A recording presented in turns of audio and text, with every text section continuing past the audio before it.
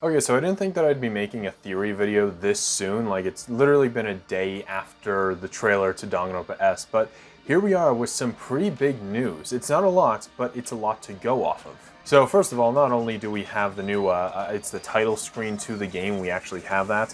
I believe it was from some Korean publisher or whatever, they released it. That's not overly important, but what is important is we have the ESRB ratings to this game.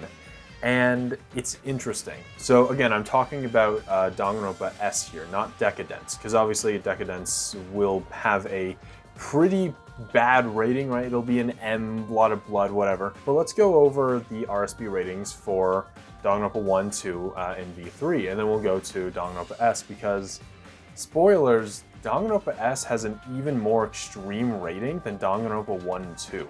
So that's a little suspicious. So ESRB rating for Danganronpa 1 is blood, strong language, suggestive themes means sexual themes, it's only suggestive, and then violence. Danganronpa 2, same thing, blood, strong violence, suggestive themes, and violence. Not overly terrible. But then we have Danganronpa V3, which you can already see there's a lot more here. We have blood, drug reference, partial nudity, sexual themes, simulated gambling, strong language, and violence. And now we have Danganronpa S. Blood, sexual themes, simulated gambling, strong language, and violence. Also in-game purchases. The odd thing here is blood, sexual themes, simulated gambling, strong language, and violence. Strong language, sure, Miyu and Oma are in this game, right? Sexual themes, again, Miyu and Oma are in this thing. And so the big takeaway is the blood and violence. Why is that here?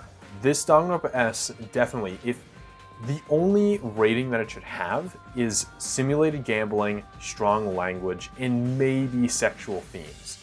But it has blood and violence added on there as well. That's the weird part. And so what does this mean? Well, clearly there has to be more to this game than meets the eye, right?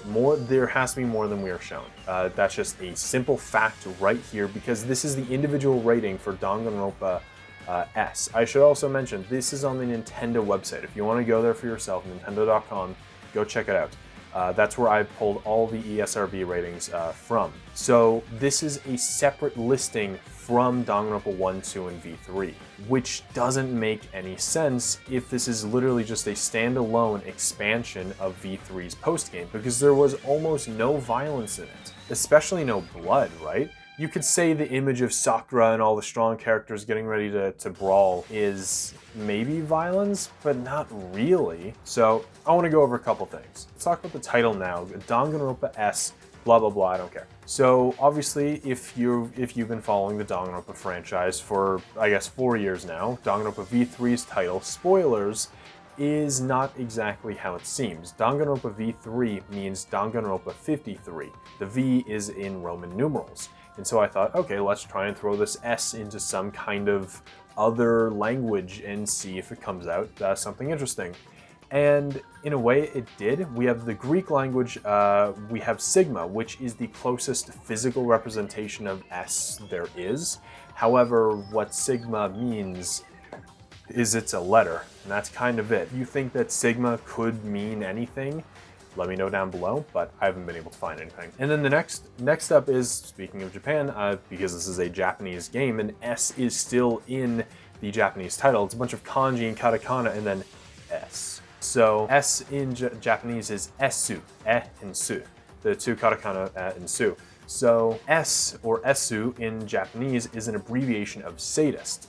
You can see why that kind of piqued my interest a little bit, because Danganronpa literally is Kodaka is a bit of a sadist, right? So this might not mean anything, it could just be a coincidence. Who knows? It could mean that there's a little bit more than meets the eye. However, speaking of Japanese readings and stuff, let's talk about what a different abbreviation of this could be. So we could be taking this S and expanding it to mean she.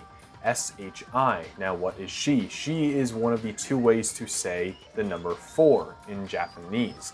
There's also yon that you can say it as, or she. However, people don't really like to say she because it reminds them of the word death. It's a very unlucky number, but it's lucky for us because 4 and death kind of come hand in hand when we're talking about a Danganronpa sequel, right? And so this could be a shortened version of death or for or she, right? In English, it might not make too much sense, but in Japanese it does, and I think that that's mainly what they care about. But I think that most of us think that Danganronpa S means Switch, right? Because it said that Decadence is a Switch exclusive. However, they never said that about Danganronpa, the anniversary editions of 1, 2, 3, and S. They didn't say anything about that, because one, we already know that Danganronpa 1, 2, and 3, the V3, the anniversary editions, are coming to the phone. Danganronpa 1 and 2 are already on the phone. V3 is still, who knows when that's coming out. But we know that those aren't Switch exclusives. Decadence, the physical copy, is an exclusive. And since Danganronpa 1 to 3 Anniversary Edition isn't an exclusive, Danganronpa S shouldn't be either. So, which is why I think that we could be getting another trailer of this at some point in the future showing, hey, this is coming out on all consoles, not just the Switch. And so Danganronpa S might not mean Switch, because again, unless I'm mistaken, it's never stated that the individual games are exclusives. So this might not mean Switch, it could mean she, as in for or death. And that is very interesting. But let's talk about, is there going to be a bait? Is there a possible bait? And let's look at the past of Danganronpa. Let's look at Danganronpa 2, right? Danganronpa 2 opened up with it being all sunshines and rainbows, kind of literally with the sun and the rainbow. But then it turns out it was some kind of murder mystery game, which we kind of went into that expecting that. Even from the trailers, it showed that it wasn't going to be all sunshines and rainbows as it presented itself to be. The prologue was all happy and fun until chapter 1 hit, and then it was very dark. And so having a twist like this isn't new to Danganronpa. Even in Danganronpa V3, there was a very major game-changing twist that even the trailers kind of alluded to, right? I'm not going to say what it is, but even the trailers were trying to fool us with it. Spike Chunsoft is still trying to fool us with that. Any new players, they're trying to fool. And that trickery continued on from even past the prologue and all the way to the end of chapter 1. And that is finally when we saw the truth. So we had the trailer, prologue, and chapter 1 all fake, essentially, in a way. If you wanted to say as well, the entire game is fake, and that's a whole twist there, but that's whatever, that's another theory. And so Danganronpa is familiar with tricking its fan base within the trailers even. And so there's a couple other games as well. I mentioned this in the previous video. Freddy Fazbear's Pizzeria Simulator. This game presents itself, even in the synopsis, as just a little mini game to tide over the fans while they wait for the next game. But it turns out, you open the game, you play 2 minutes of a mini game, and it turns out it's the real thing. It is the real Death FNAF game, right? And then we have the infamous Doki Doki Literature Club, which, spoilers, I don't really want to ruin the surprise, but Doki Doki is not as fun and happy as it seems. In reality, it's very, very, very, very dark. And in the trailers, in gameplay, and all the screenshots, in the description, it all seems like it's all happy and cheery, which I thought was illegal to do, right? It's technically, neither of these are technically false advertising because all the gameplay is within the final game, but it's just presented in a very sketchy way. And so technically, so long as the Danganronpa talent development plan is within the game, it's not really illegal, right? It's not false advertising, which I do 100% believe. Even if there is some kind of bait and switch, obviously we're going to get an extended version of that, but they're not going to make all that fake footage for nothing. That is not fake. But even the description of the Danganronpa S, it does seem a little weird, right? It just seems too happy for a Danganronpa game. It's Danganronpa, for Christ's sake. I only now just realized this is Danganronpa we're talking about. This is a very dark game. So why are we getting a nice, happy, friendly title for the 10th anniversary of all things? But anyway, the question is, right, so we've seen other games do this. It's not illegal. It's pretty common. And Danganronpa itself has done this before in other ways. So it's not really that much of a surprise if it were to happen again. And so the question is, though, how are we going to get the reveal? Are we going to wait until we open up the game and that's when we find out finally that it's not as all happy as it seems? Or are we going to get a new trailer with possibly a new cast? That's another question as well. Are we going to get a new cast of characters in this? Are we going to get a new 16 characters who are going to be tortured and killed? I think I've said this before, I'm re-recording a lot of this video, but they're trying to ground this in reality, right? With the whole Nagito glitching thing, they're trying to say, hey, this is in the virtual world.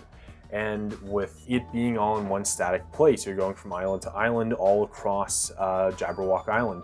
You're not being thrown everywhere throughout time. It's in one static location, unlike the original talent development plan. Because in that one, it throws you all over the place into different schools, different times, different places, but this, it's all in one location. And so why are they trying to ground this in reality? It seems a little odd. And so some people may think this is an alternate reality game. This is something in a different timeline where all these come together and it's basically non-canon, but I think that we can very easily make this real. We could 100% put this into the main canon if we wanted to, and it would be very, very sad.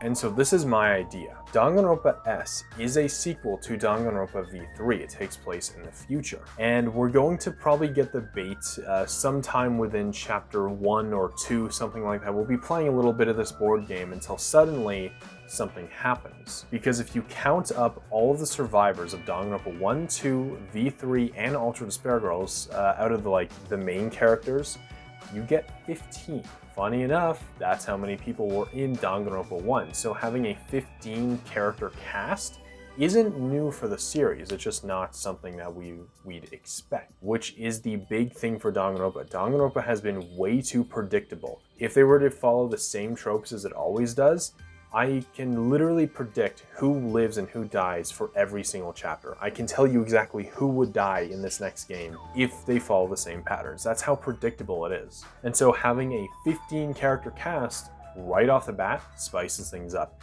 And right off the bat, having them be the old characters spices things up even more. So how could this happen, right? So here's a few facts that we know. You might think this is the physical version of Jabberwock Island because it is an actual real island, which it very well could be, and it might be trying to present itself as the physical version, but with the glitches that happen to Nagito, this absolutely is within the Neo World program. And we even see Hotel Mirai, which means Hotel Future, and that means the Future Foundation in the Neo World program was made by the Future Foundation. And so for some unknown reason, all of the characters could be thrown in a new version of Jabberwock Island because it seems like possibly Junko's AI could still be alive, right? There is a chance that it is. And thinking about it, the 16th character could either be Junko or even Chiaki, right? Because both of those characters still could live on throughout the virtual world, right? And I should clarify, who are all the other characters that we've been seeing, right? We've clearly been seeing dead characters within the game, right? In the trailers already. Well, I mean, not to bring up spoilers, but look at Chiaki, right? She was a figment of everybody's imagination, technically. And so couldn't you just do the exact same thing, just all over again? Have the characters' memories fuel them to create them, right? By whoever is controlling them this time. Obviously, it's not the Future Foundation. They're done for. Hope's Peak Academy is run by Naegi, and I doubt that he would like to continue this, if that's even true. And so we'll probably get a lot of answers to V3, all the questions that we have from that in this game. Because the more I think about it, it just makes sense for them to reintroduce instead of making new characters, just have all the old ones again. And because it's within the Neo World program, their deaths aren't real.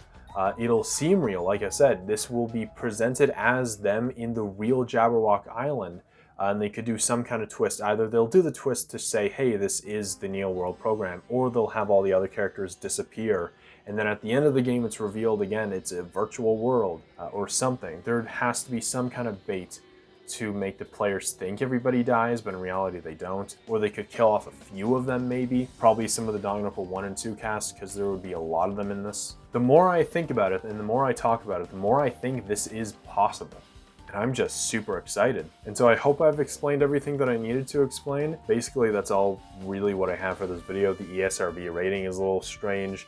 The glitching, it's trying to ground itself in reality, and plus the idea of just having all the characters within the Neo World program, I think that would make for a really cool game, right? And there's the voice acted moments in it. It just seems a little bit too high production for just a simple game. Why bring back the voice actors if it's just some little mini game, right?